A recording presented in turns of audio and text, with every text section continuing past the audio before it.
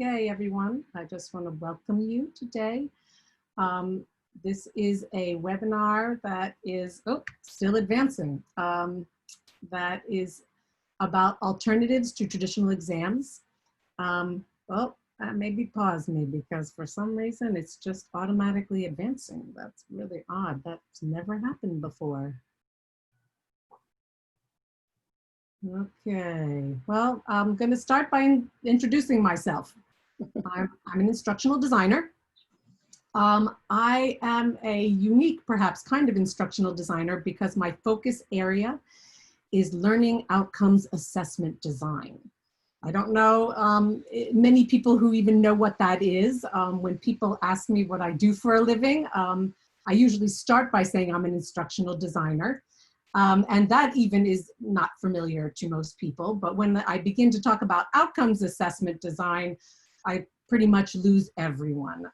So basically, my area focuses on what we do to look at whether learning is happening. I've also worked in medical education. In fact, I was surprised that I was hired in that area, but they were very interested specifically in learning outcomes. So I worked for 3 years in medical education. I worked at, it's called New Jersey Medical School at Rutgers University. Rutgers has 2 medical schools, and we also have schools of health professions and nursing, and we have just a biomedical and health sciences programming. When I worked there, I worked at the medical school, but I also was involved in interprofessional learning activity. And that meant all of the schools would come together and we would design active learning. And it would be in these groups where we would have a nurse, a social worker, a medical student, whatever, schools we could round up. And we would, again, design learning activities and assessments to see what came out of those experiences. So as you can see, also interactive learning in the classroom and online. Those are the things I do. I've been doing this for a long time, but I've really, I think, been lucky to have seen the evolution of bringing technology and online learning to the forefront to some degree. But again, my roots are in the classroom. So I do like to mention that, we really need to think of both of these modalities, especially when we are designing our assessment. I want to mention that I am also a parent, and we were discovering that we have in common that a lot of us have some older young people, older young people. So I have one college student and I have one high school student. I like to bring up my college student especially because she was at, a university where she really only had experience in the face-to-face classroom. And when COVID-19 emergency happened, it just so happens that she was in her study abroad program. So what I've been doing for the past few months, beyond being very busy with all of our faculty moving content online and assessment online, I've been watching my daughter, who was taking 4 courses from a university in another country and 1 course from the university she normally attends.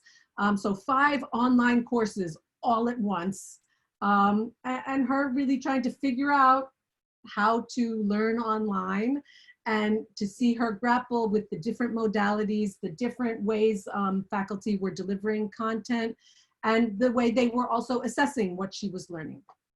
And I'm watching my high school age student who is actually doing fairly well.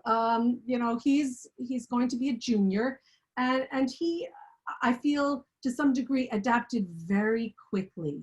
That said, I will mention that there were no final exams for him in high school. So again, I'm always watching the idea of how is learning assessed. So I saw all the stress removed from him during this experience. Okay, so I'm going to jump in and let you know that today's learning is going to be assessed, because that's what I do. So I'm going to be thinking about student learning outcomes. That's always the focus. I put that right at the center in red. Student learning outcomes are where I look, and when I work with faculty, that this is probably the first question I ask when we're designing our courses, whether they're online, hybrid, or face-to-face. So I'm going to be thinking about your cognitive outcomes. What do you know after our session today? I'm going to be thinking about the skills that you gain. So this is our psychomotor domain. And I'm hoping to also get a glimpse of how your dispositions might change towards learning outcomes assessment. So again, this is the centerpiece of thinking about assessment is what do we want our students to know? What skills are we hoping that they'll gain? And we're thinking about their attitudes as well. So I'm going to take this moment to let you read through the learning objectives. I'm an instructional designer, and I always start with learning objectives.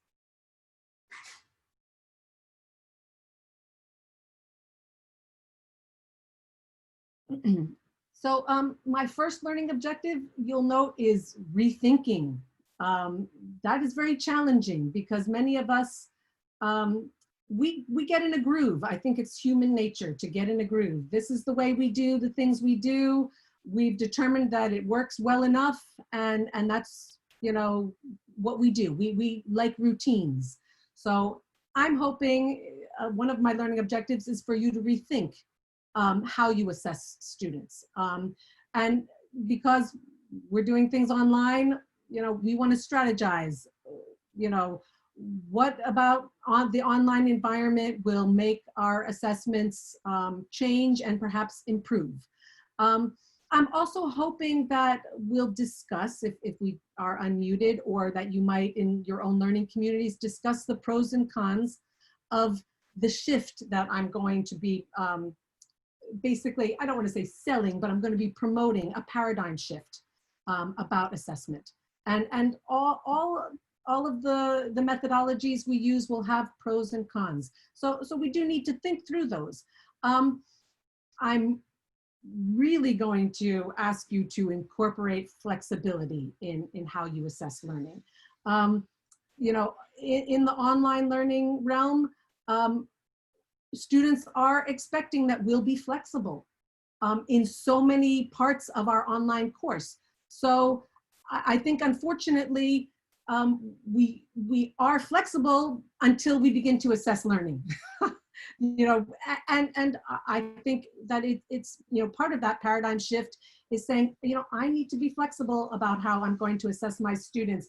If I'm going to teach asynchronously, for example, so that they can participate, you know, when it's convenient, I also have to think about, you know, what they're going to be able to do in order to show me what they've learned. And then the last objective I have is I'm hoping that we will model this learning community by brainstorming and sharing examples of assessments that we may begin thinking we can shift to. So of course, we want our assessments to align with course objectives. And I think a lot of times when we think about assessments, we want to keep them secret. You know, we don't want the students to see the assessment in advance, and perhaps we're not even sharing these assessments that we've developed with our colleagues. Again, the shift, I think we need to begin sharing because it's going to be these creative ideas that we come up with that will really change the landscape of learning assessment. So assessment of learning, is it a necessary evil? I bring this up because, you know, where I work with a group of instructional designers, and I have to tell you the truth. Whenever I'm working on a project that involves learning assessment, no one wants to join my team because everyone kind of thinks it's a necessary evil. It's not the fun part of designing a course. So I remind them that this is something that we do all the time because it's part of reverse design. So I'm hoping a lot of you are familiar with reverse design because again, this is regardless of online or face-to-face, we always will be identifying our learning goals, the learning outcomes, objectives, whatever it may be. That's the first step of reverse design. What do we want to see happen at the end of the learning? What are the goals? What are the outcomes? A lot of times, some programs, and I work, I had mentioned I worked in a medical school, but now I work in a centralized unit. And I see that a lot of programs already have objectives and outcomes. They might have them at the institutional level, or they might have them through some accrediting organization. But I do recommend you might want to add some others as well. Of course, you're going to have course level learning goals, and you're going to have well, program level, course level, and then you might have those that are at, I'm hoping, the unit level or the module level. So once we have that first step, the very next step is determining our acceptable evidence of learning. So really, once we've got our learning goals and we've got the way we're going to assess that we've met those goals, we're pretty much done. These are the cornerstones of course design. And these are the pieces that are pretty much, I would say, the stable parts of a course when we design it. Then we begin to select our content. We're going to select content that will help our students demonstrate their learning. We're going to plan learning experiences and instruction. That comes after we've selected the content. So really 4 steps to this kind of design for courses. But again, I want to mention that really steps 1 and 2 are very tightly connected. And again, they're the foundation. They pretty much stay the same. You know, if I'm building a house, you know, I would say that the learning outcomes are the foundation. My assessments are, you know, the actual structure of the house, and the content and the teaching piece. That's, you know, that's furniture. Those are things that can change. But again, those learning goals and those assessments are relatively stable in the design piece. You know, we're selecting content. So for example, I'm teaching faculty we have some 5-week sessions that we run. And I'm showing them how to teach online, how to design their online courses. And I'm changing up the content because I'm talking now not just about teaching online, I'm also talking to them about remote instruction because this is something new that's come up. So again, my content might be changing, but still my learning goals have pretty much stayed the same. So now we're going to go, you know, right to that assessment piece. How my students are going to show me that they've learned something in my course. So that should be the end goal of my assessment. But again, I put this up as a question because I think that all of you, I'm hoping that all of you are thinking now, you know, what is the end goal? We were talking when we first stepped in a little bit earlier about grades. You know, if the end goal of the assessment is a grade, if that's what the student has in their mind as the end goal of the assessment, we might need to help them shift to a new goal. And the way we might be able to do that is if we make our assessments more authentic, more meaningful. One of the ways we can begin to shift to that kind of assessment is really seeing that close connection to the learning objectives. If we are designing assessments that are connected to our objectives closely, already our assessments will be more authentic. And then the bigger picture is whether we can see those assessments, those moments of assessment, as opportunity for knowledge creation. So we may be in a groove that says all the learning happens before the assessment, but perhaps learning can happen during the assessment as well. And if we are thinking now about developing these assessments that are more authentic, and we're thinking that students will be learning during the assessment process, then we need to think, how can we prepare in advance? How can we build these assessments, prepare them in advance, and do this within that context of online learning? So I added something new to this presentation, and I did it last week. So I'm not sure if any of you are familiar with the SAMR model. I did some research because I know about this model, but I wanted to get a date. When did this model come about? And the earliest publication I could find was in 2010. So this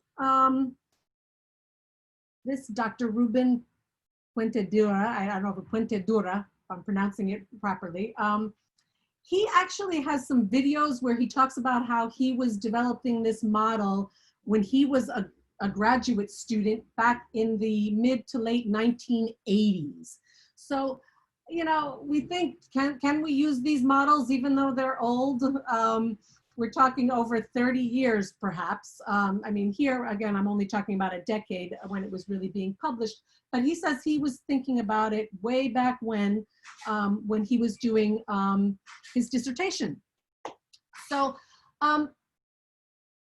the idea in this model is that the instructor definitely makes learning and assessment of learning meaningful. So it's really about the instructor.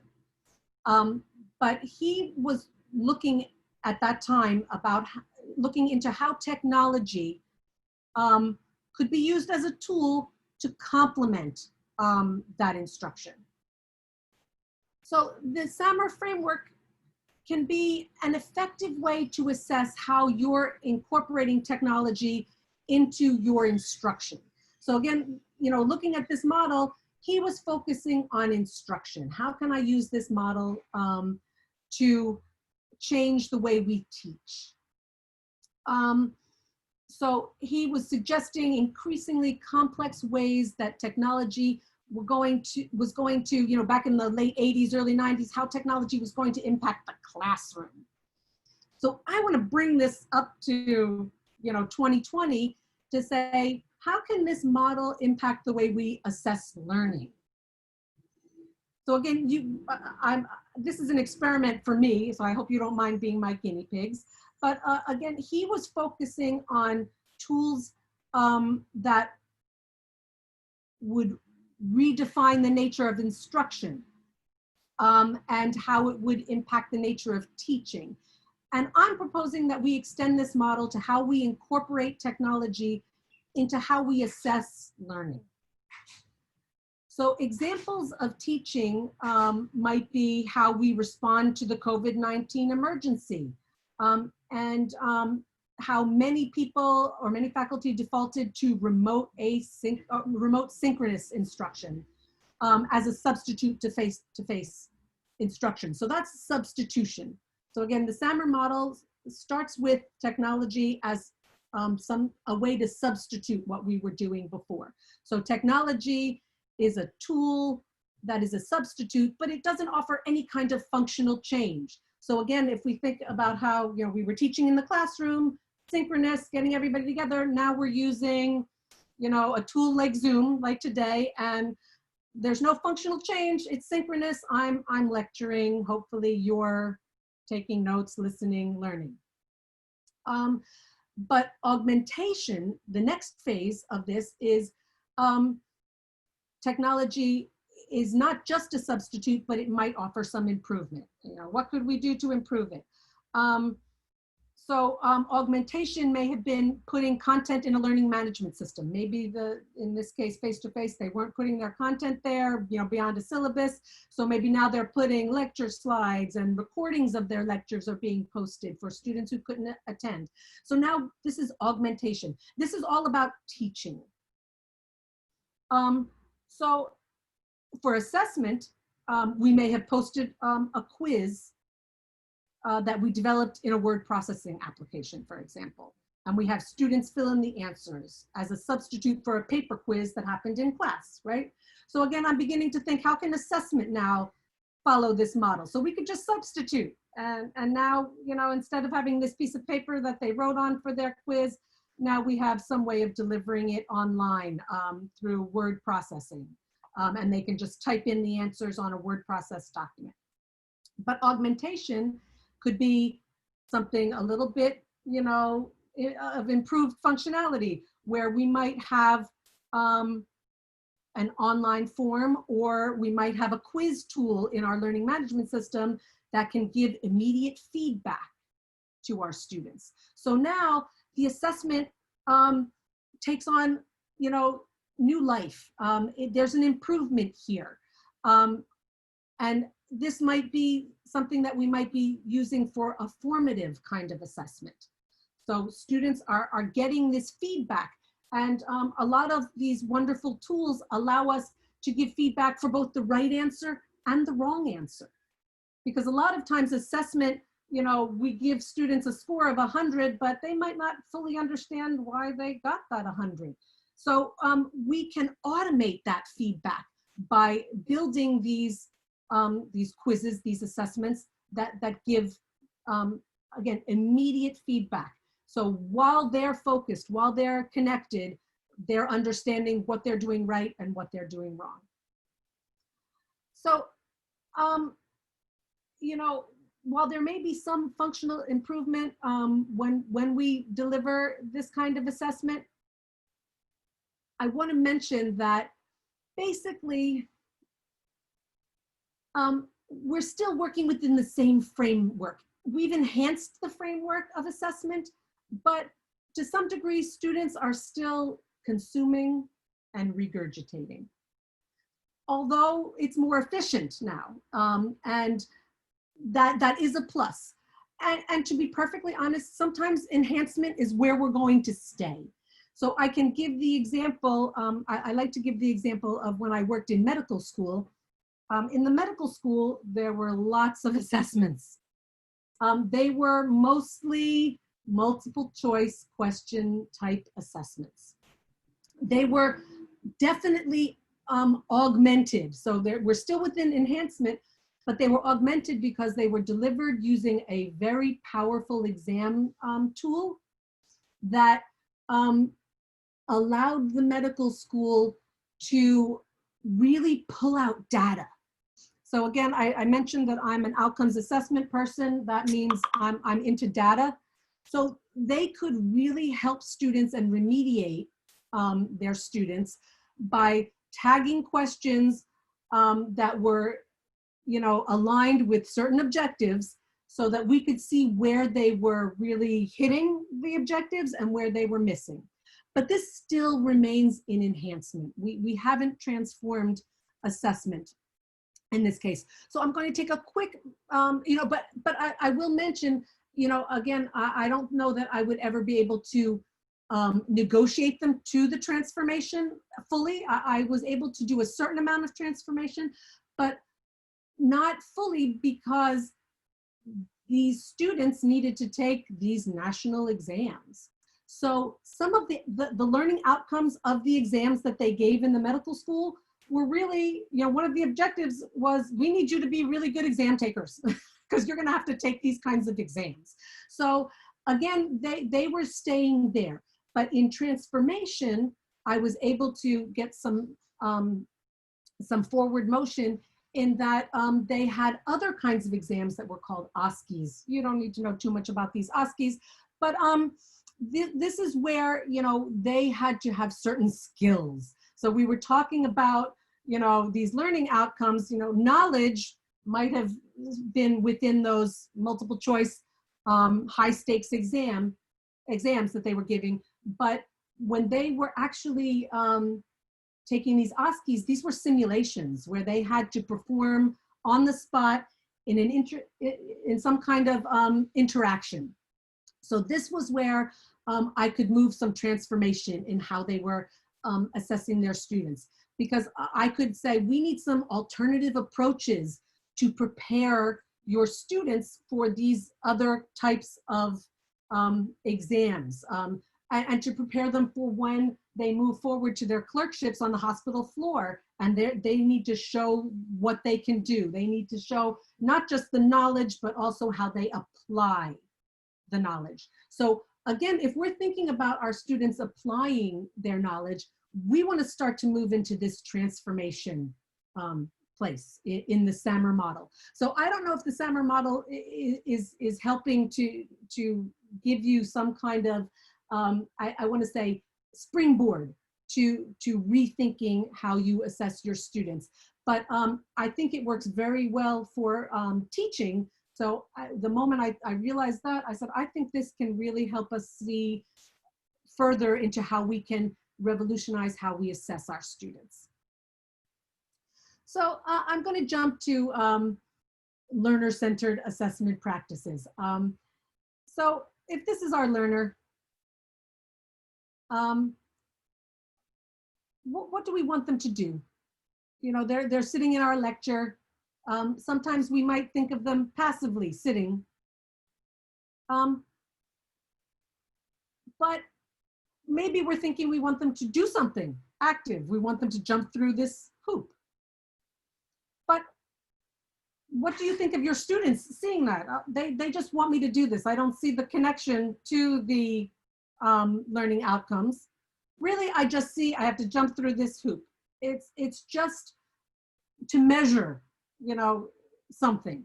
They're not seeing the connection.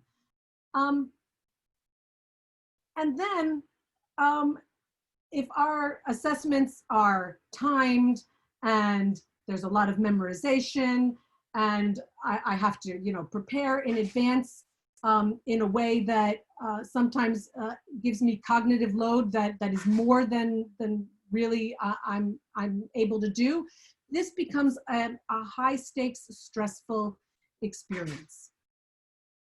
So the idea is that, does this actually, or the thought is, as a student, do I think that this is actually helping me demonstrate what I've learned? And I like to see that this is really what the student wants to do. The student wants very much to show me what they can do. And they might have a unique way that they can show me what they've learned. So this is the paradigm shift. If assessment is seen as an opportunity for learning, so the assessment that was high stakes might limit the way I can show you what I'm doing. I'm just jumping through the hoop. But look, I can take these hoops and I can do some really exciting things with them. I might take the learning further than what was really, initially presented, because I'm making connections with previous knowledge. I'm building learning perhaps in a social interaction. So again, I'm wondering if assessment can instead engage our learners versus making them feel stressed. Whether we can engage them to the place where they feel comfortable really expressing their knowledge. Really, in the modern era, I think education should no longer focus on this utilitarian need of content mastery. And there are many articles written on this as well. You know, there's so much information out there. Content mastery is not really, you know, that memorization piece especially is not really where we're going. It should instead be transferring to authentic contexts. So in order to achieve that, we are going to have a more nuanced pedagogy that incorporates technology in a meaningful and transferable manner that builds rather than suppresses that desire to communicate what we know and to have human connection. So how can we do this? And I have to give the concrete examples because I can talk theory all day. But one of the things we can do is we can give our learners a choice in their assessment, a choice of topic, or provide a range of choices. We can give learners the choice of the medium. Basically, what they're going to do to show us what they've learned, what tools they might be able to use. That's where technology comes in. I'm a very strong supporter of peer review and peer instruction, because those are places also that students can be assessed on their knowledge. And learning community interactions. With technology, we can actually capture these. Well, I'm just going to check my time. I can talk and talk.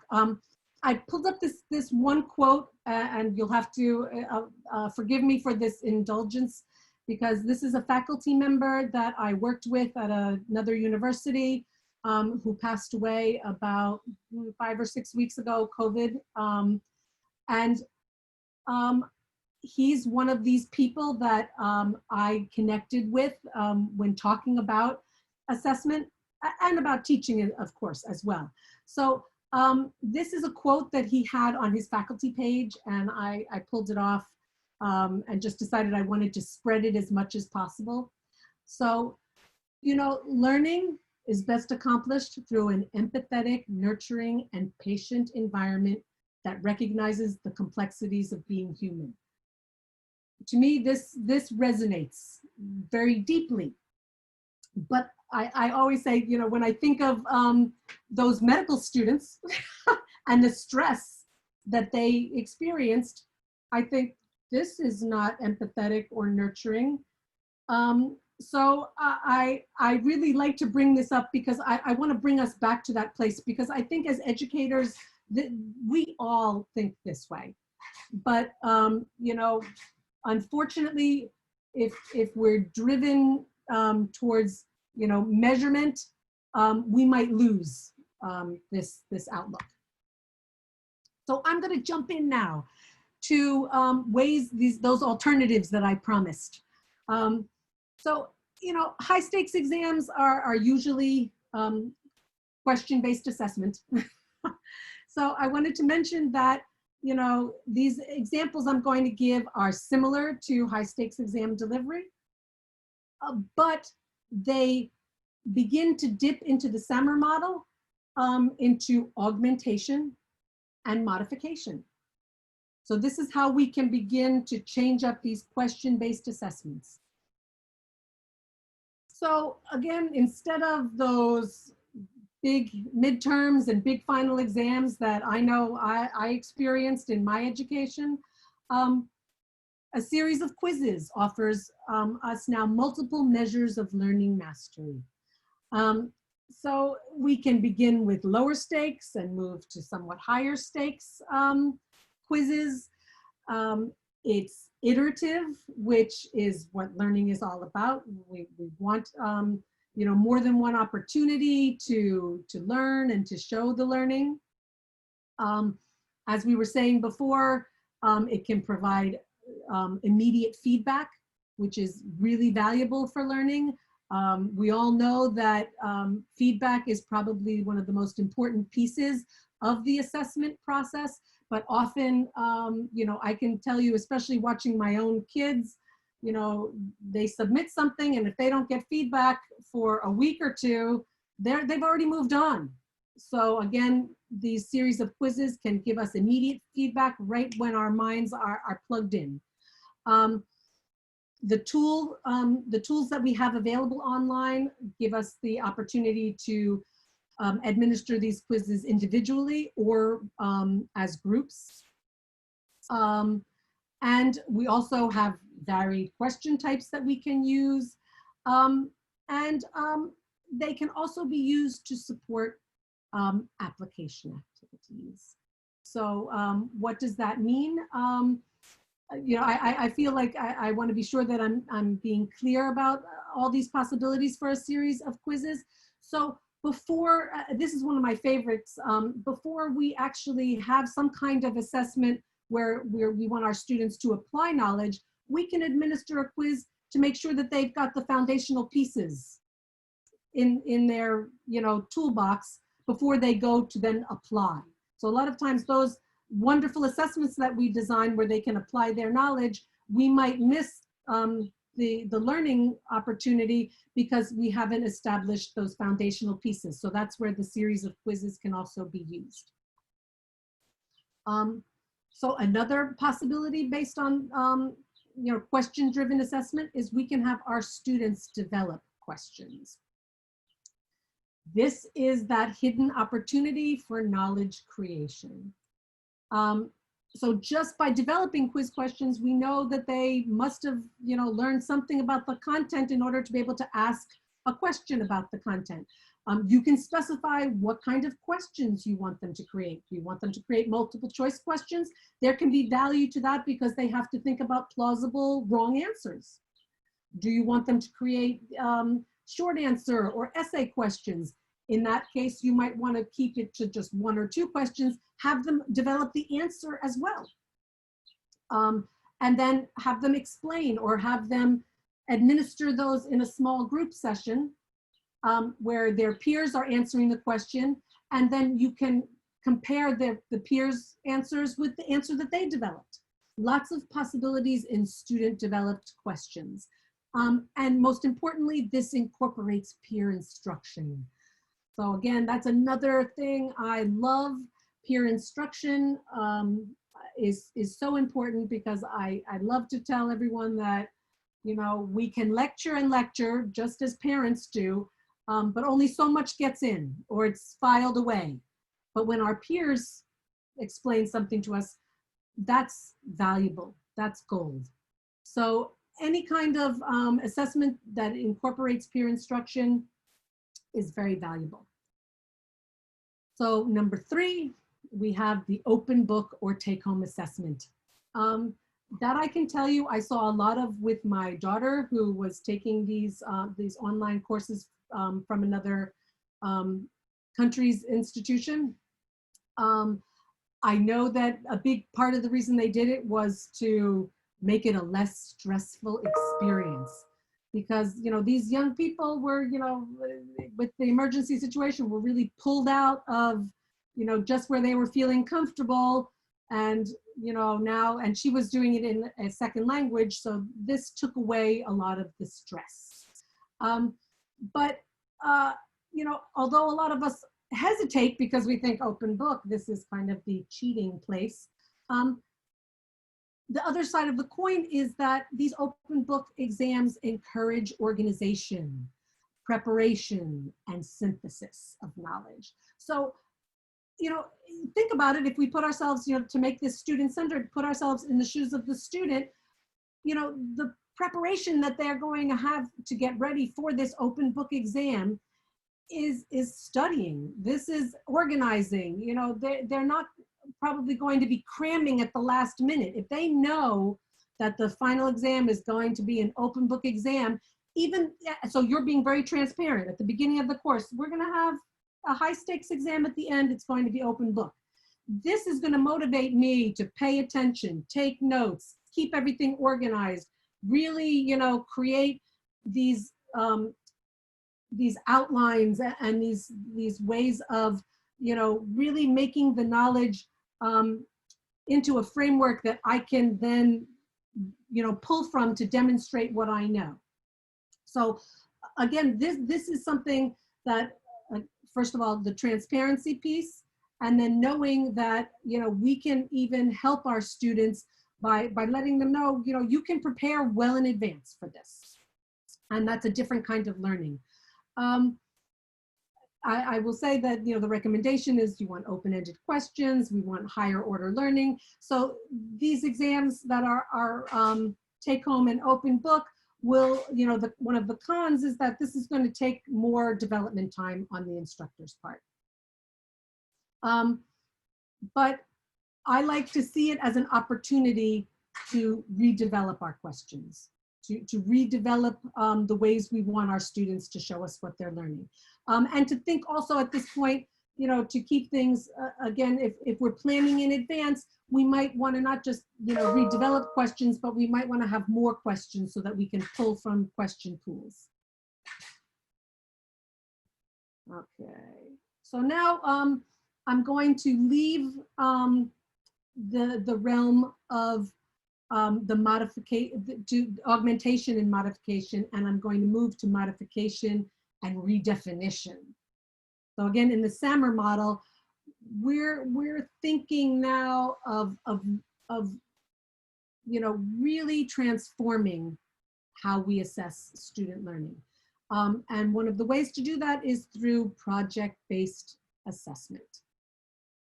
So we want our project-based assessment, of course, to be learner-centered, and we're thinking about how we can make it authentic as well. So here's number 4, a professional presentation or a demonstration is the first of my, ways of making it a project-based assessment. If we're teaching online and it's asynchronous, we have the option of having our students create videos. Creating a video offers our students multiple takes. Now, you can, a professional presentation can be developed for a student to deliver like we are right now in a synchronous kind of modality, but I like asynchronous video, partly because I do think there is learning that happens in that kind of assessment. Because by having this iterative multiple take, again, I'm practicing. So now, again, my assessment becomes an opportunity to learn. It's not just an opportunity to demonstrate the learning. I'm also learning. This is a great place to offer tools. So, I do like to mention, and again, I'll bring it to the medical school. We had cohorts of just under 200 students. And one of the assessments that I designed for them was they did something called an oral case presentation. So this oral case presentation, they had to deliver in a video. And it was loved by the clinical educators because this gave them practice before they were on the hospital floor giving the case to the doctor face to face, in that more high stress experience. They had this time to do the multiple takes, asynchronously create a video. So that was meeting those learning objectives. But if you don't have this learning objective that they have to deliver it face to face synchronously, and they don't feel comfortable doing that, you can give them the choice of tools. They could create a Powtoon so their face is never in it. They might not even need to have their voice in it. Because I will tell you, in those 200 medical students, I always had between 10 and 20 students, about 10%, who would tell me, oh, I hate doing this video. I don't like to see my face. I don't like to hear my voice. And I know that that impacted how they were able to demonstrate what they knew. But again, that's something they had to overcome. But if your learning objective doesn't need that, you can consider Prezi, Powtoon, so many possibilities. This is where the tools can really make a difference in our assessment. Great if you can offer a choice of topics. And wonderful if you can incorporate peer review. So again, technology makes peer review really something that we can leverage, because there are so many peer review tools out there. We can make our peer review anonymous if we want. We can break our students into small groups and only assign a few peer reviews. There's a lot of potential, again, for peer review. And this, many faculty, I think, hesitate for this kind of assessment because it's very time consuming for them to provide the feedback, watch all of these videos and give the feedback. If you add peer review, it's kind of less on you to some degree. I'm not advertising any tools, but I love VoiceThread. We can put videos in that tool and students can give peer review on the timeline of the video. So we can be really granular in how we give feedback. And this is an important piece, definitely, in assessment. So I'm only halfway through, and I think I'm a talker. I only have 14 minutes left, so I'm going to skip through these a little bit more quickly, and I'm happy to share the slides so that you can think a little more deeply about these. But another possibility, an annotated anthology or a bibliography. This is a definite student choice kind of assessment because they're building it, they're creating it, through what they select. I think in these times it's wonderful because, I'm going to be very real and say, when I did my undergrad and I had to take like some courses, I was given my reading list and that was it.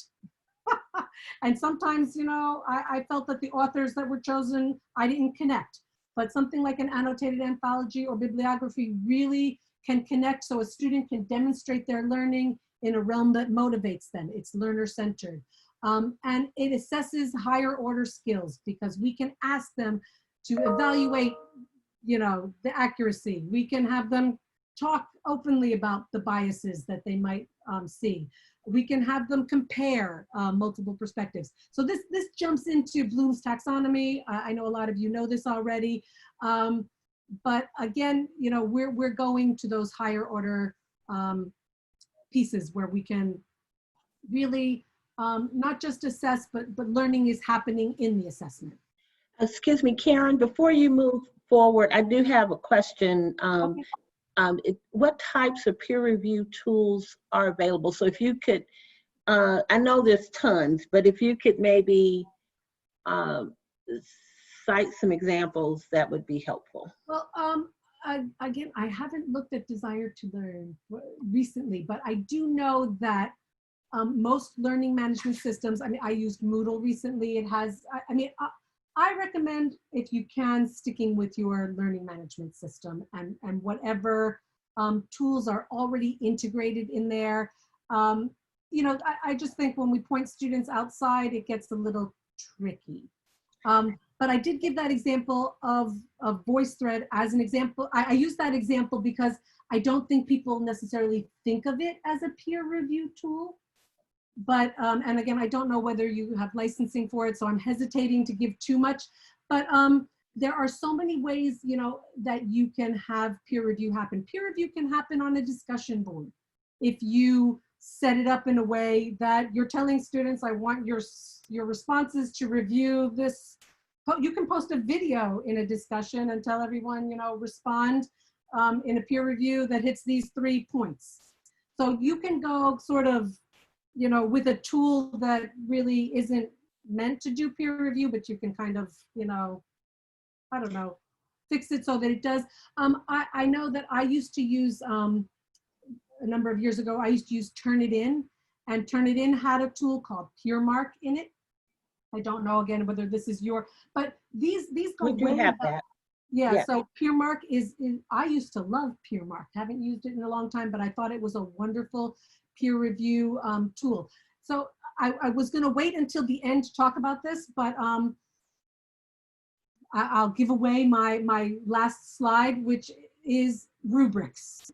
I love peer review. I think it's most effective when you have a rubric, a peer review rubric associated with the assessment so that students really understand peer review. Peer review fails if you don't give a framework. to your students, because they just want to tell each other. And again, this is even with the medical students, they just want to say, great job. I really like this, that, the other thing. You know, you need a rubric, and you can say, I want my rubric, I want you to have 2 positive statements and 1 needs improvement statement. I mean, that's a very bare bones rubric for peer review. But again, that at least gives them some place where they need to go to offer something, you know, constructive and really makes them pay attention. You know, it depending on, again, what it is that they're reviewing. You should develop some kind of rubric that they can follow in order to assess their peers. But again, learning management systems usually have peer review somewhere in there. I know that Turnitin does as well. And you can think about how you can sort of fit other tools to do peer review. And I'll tell you, so I do these sessions for groups of faculty, and I love peer review because faculty really will review each other. and so much happens in that learning community. So when teaching online, and I keep, you know, going to teaching online because that's what we're doing, you know, face-to-face, you can also implement this, but in an online environment, we want to develop a community of learners. And peer review to me is a main ingredient in that. Okay, I'm going to keep going. Is it okay if we go over a tiny bit, or should I be zipping? I think we're okay. I didn't know if you wanted to leave some time for questions, but I do. I can stay definitely a little bit longer, but I'll try to hustle through. So a fact sheet. You know, a fact sheet is wonderful because it's really concise. Something concise helps you. This is, you know, the pro on your side is, instead of reading, you know, many pages, you tell them this is a 1-page assignment. It's going to be a fact sheet. It will offer knowledge creation. Your students will have to do very targeted research. They'll have to be clear, concise. You're going to look for relevant data. So this really is a targeted type of assessment. You can give them choice. You can let them write. It can be text-based, or you could consider other modalities of how they can communicate what they know, such as an infographic. This also can be a peer review activity.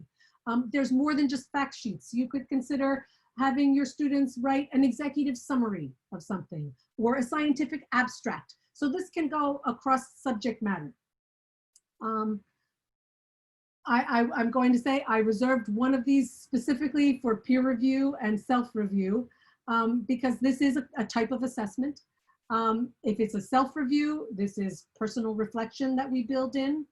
If it's peer review, this builds in peer-to-peer instruction. It is creation of knowledge because we want it to be a relevant critique. And that's why we were speaking earlier a little bit about, I gave away the rubric. And in this case, this is where I'm saying peer review and self-review supports in-depth use of targeted rubrics. So the con is developing rubrics is time-consuming, but the pro is that this is the way we can make assessment wonderfully transparent. And I like to, you know, point to this image that I edited a little bit to see that in peer review, you're at the center facilitating. So you need to be in there. I worry sometimes that peer review can be sort of a runaway train. Not at all. We want to keep it so that your voice is in there facilitating what's going on, facilitating the knowledge creation that's happening. E-portfolios, so number 8. This is very similar to those multiple quizzes we were talking about initially, because it offers multiple measures of learning mastery. I like to put in this word of evidence-based learning mastery, because we really do have artifacts in an e-portfolio that shows what learning is happening. So again, iterative, evidence-based, and it can most definitely be authentic, and students might be more self-motivated than you could imagine if these e-portfolios are public facing. Now, public facing doesn't necessarily mean that it has to be public facing to the world, though it could be. There are tools out there that are public facing, but you can also consider an e-portfolio can be, again, just within your course, among your students, so they can see each other's work. When they see each other's work, again, this might bring up the motivation to really put in that effort. So the assessment, again, is authentic and has a life of its own to some degree. And the beauty of e-portfolios, of course, is that it applies to pretty much all disciplines, and it can even be interdisciplinary because we can collaborate. These artifacts don't have to be created in a vacuum by a single person. We can create portfolios that include group projects as well. And again, those group projects can, I love those interprofessional activities that I got to participate in. If you have the bandwidth to do that in your programs, when you can work with other schools to create these kinds of interprofessional experiences and artifacts. Okay, we're up to number 9, and I've got 4 minutes, so we're doing great. So a non-traditional paper. I like to promote non-traditional papers because there are so many possibilities. And again, depending on your subject matter, I have a list here that is really just scratching the surface, but I do like to jump to this multimodal possibility because I'm not sure that that's one of the first things that faculty think of. I think, a visualization or a simulation, these are wonderful ways we can have students demonstrate their knowledge. So, a visualization can be related to data. A visualization can really take us, beyond that, just regurgitation of knowledge.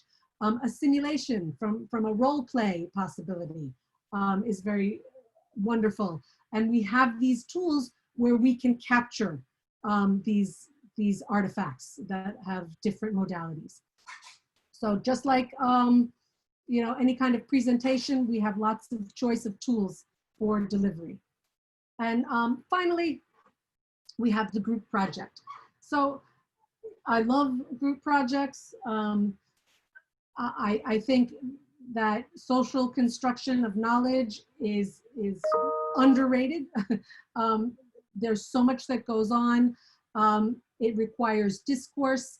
It requires negotiation. And again, we can record video meetings. I like to bring up my son who was taking Algebra 2 with a teacher in high school who would deliver group math quizzes. And whenever I tell people about that, they get very upset. I've talked to faculty in engineering schools and in science schools, and they're a group quiz. And I say, absolutely a group quiz. Parents were very upset initially because some of the scores were not what they were hoping for in these group quizzes. But again, this became, a real experience. We can, in that group, they could all solve the problem on paper individually, but they had to together decide what the answer was. So that's a very valuable part of assessment. They did have individual exams as well, but I do like to mention group projects are more than a project. It can be something we can, go back to that quizzing. If that's what we like doing, consider group quizzing. I love something called TBL, that's team-based learning. Team-based learning is founded on something called an IRAT and a GRAT. That's an individual readiness and a group readiness. What does that mean? It's really just a quiz that you take individually, and then you take the very same quiz as a group. And the way it's designed usually is, since we're all worried about our grade, the student gets the higher grade. If the higher grade was when you took it individually, you get that grade. If the higher grade was when you took it with the group and you were negotiating which was the right answer, that's the grade you get. So again, group projects are not just you know, that traditional idea of, okay, we have to work together to, you know, create a PowerPoint. There's more to group assessment. I will say a pro is that it facilitates grading in large courses, because people often ask me, how can we do these authentic assessments when we have large courses? My default is group projects is the way to make that work. It can incorporate peer review, not the kind we were talking about before, but you can have these group members review each other, how they participated, how they contributed. Again, peer review, I love it, but there are different flavors of it. I do like to mention for group projects, if this is something that you are considering, you know, for your assessments, some of your larger assessments, you want to be sure that you are employing a deliberate practice for selecting your group members, because groups can fail and you're going to have much better outcomes if you know something about your students and you use that knowledge, some kind of data mining that you've done, so that you can really put them together in a team that will work well. I give the example of my daughter for this. I have a daughter who is in the sciences, but she just has some really good math skills. And she has found herself in group projects where she was the math person. It wasn't that she knew everything, but she just, and I said to her, I asked her, I'm like, how did they, you know, she's like, why are they all asking me the math questions? I said, well, does your faculty member know that you have these math skills? She's like, well, we did have this pre-test that didn't count for anything at the very beginning. I said, well, that's how you got pulled as the math person in your group. And I said, do you have people who are, you know, with other skills? And she would go through and tell me, well, this person is really good with research. And so again, group projects. I'm going to jump to my next slide, which we've already. Hold on, Karen, let me just ask a quick question. How does a group project assess individual student learning outcome, an individual student learning outcome? Right. Well, again, a group project is something we need to design. So when we design a group project, it usually has phases. And in those phases, we want to bring in different kinds of assessment. So we're sure we're not missing the trees for the forest. Is that the idea? So as we were speaking, I might have these individual readiness assessments that go on. Let me make sure everybody's coming to the task, you know, meeting these learning objectives. Because a lot of times these group assessments, we're trying to have learning happen and take it further. So again, and we're also incorporating, as we said, peer assessment, you know, to say, hey, tell me in the group, what did your peers, each one of them, what did they bring? What was positive that they brought to this? What part of it did they do? This is all in your rubrics. So we speak about these rubrics. If we have peers assess each other for what they brought to the project, we're going to find the individual's contribution or lack thereof. Okay, thank you. Right, and also I do like to mention that, you know, when the rubric is paper-based, or, you know, or it can be, you know, infused with technology. But I do encourage faculty, when they use these group projects, that they use group workspaces. So again, this is where I'm delving into the tools themselves. But in a learning management system, you may have a group workspace integration. Just to throw it out there, you know, Google is definitely the place that you can do this. You can leave your learning management system, or perhaps you have a Google integration, but these group projects have to have a realm where the students are collaborating. And as the facilitator, you need to be in there as well, or TAs. So this is also the place where you're going to be seeing what the individual contribution is. But no matter what, a group project is phase-based. We don't just give it and then wait for the end. We have to be setting different milestones during this project, where we can assess what's going on and who's doing what. And Karen, I don't want you to lose. I think there are people that Have to may have go. other meetings or Right. things, and so I'm not sure how much more we got. Um, we're Oh, done, except for, and I'm sorry, I'm a talker. So 5 minutes over is no, gonna be good for you're me. awesome. We appreciate you very much. Okay. I don't, my kids make fun of me. You're that person who goes overtime. And my instructional designer peers, where do you get all that energy? I don't know, I can talk. So I have this authentic assessment that I've designed. And I have this URL that I sent to you. I don't know if you can post it in the chat for me. Okay. But this is not an assessment that has to happen right now, but I'm hoping if we catch people before they leave and they grab this URL, I would love it if you would participate. I don't know if it's required for this type of assessment, but this is an authentic assessment where I have a community of learners. I have altogether faculty who I'm hoping I've motivated in some way. Maybe I have, maybe I haven't. But if I've even sparked some little idea in your mind for how you might change up your assessments, and it doesn't matter on the SAMR model where you are, whether you're, just making some little tweak that augments it and makes it a little bit more effective, or whether you're really redefining your assessment on the whole spectrum. If you can post it here. This is a Padlet. I posted one as an example, which is, the best practice for any assessment is you want to give your students an example of what the final looks like, what you're expecting. So I posted one, and in it I included, so you don't need to know what is included because I put it in, little groups in my Padlet, my name, the subject area of my field, so where my assessment's going to be, pointing to. I would love it if you could include a learning objective, because that's, that's the meat and bones, it's the boring part. And then I want the creativity, the description. Don't worry, use your imagination, some remote assessment. Great if you can include some technology tools. They can be real or imagined, doesn't matter.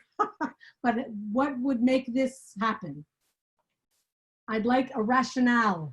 Why do you think this new assessment is student-centered? Why do you think it's authentic? What makes it, something that would be valuable to spend the time and effort to redesign and deliver this assessment? And if you can give some pros and cons of the remote delivery of the assessment, because we all know I'm good at finding, I'm good at devil's advocate. You don't want to argue with me because I can be the devil. So again, if you can post my Padlet. And I also have that quiz, which I had a link on the next slide, but maybe you're going to deliver that, so I'm not going to go to that quiz. I do want to mention that I have lots of resources, so I can send you this. So if anyone wants to look a little more deeply, the kinds of things that, excite me and motivate me to do what I do. I'm warned not to do this, but I give my contact information all the time. So, and I do check my email all the time. We were just saying at the beginning of this new world, I've blurred my personal life with my work life. So, I'm answering all kinds of emails. That's how this happened, because I've put my information out there. So feel free to reach out to me. I really do respond. I admit I'm really busy, so I might not respond. My feedback might not be as prompt as I would like it to be. But I laugh because I'm invited to, I work for a very large state university, which I didn't mention, Rutgers University. I work for a central unit, but the entire university is my area of support. And I'm added to courses all the time. So sometimes my head is spinning because I'm looking at what people are doing and I'm giving them some feedback on how to shift gears, because everyone, I tell people, I wasn't the popular kid until now. This is the first time in my life. I'm popular. Yeah, listen, Karen, let me just say, if you would share the slides with me so I can share those resources with everyone. I think someone asked that question. Someone did make a comment. I can take negative, positive, all good. No, these types of activities support students in developing higher order critical thinking skills and establishing interpersonal collaborative skills from which everyone benefits, and then they capitalize this as education. And everyone is saying thank you. I do want to say to all my folks that are still here, the quiz that I put up in eLearn, Karen provided us some questions. This will be your first time having a quiz that you will get a 0 is fine, because I'm not, no points are gonna be assigned, y'all. No points, but you will get your badge. You will get your badge if you do complete complete an attempt. We're doing it a little differently this time. But everyone is saying thank you, Doc. I mean, thank you, Karen. You're welcome. I'm going to tell you, I'm even having some K-12 people reach out to me to do this. So I really hope that, you know, education, I feel like there's some change going on. It's interesting times. So we greatly appreciate it. And I'm gonna stop the recording now. But I didn't know if anyone had any questions, because we didn't get a chance for that. Yeah, I'm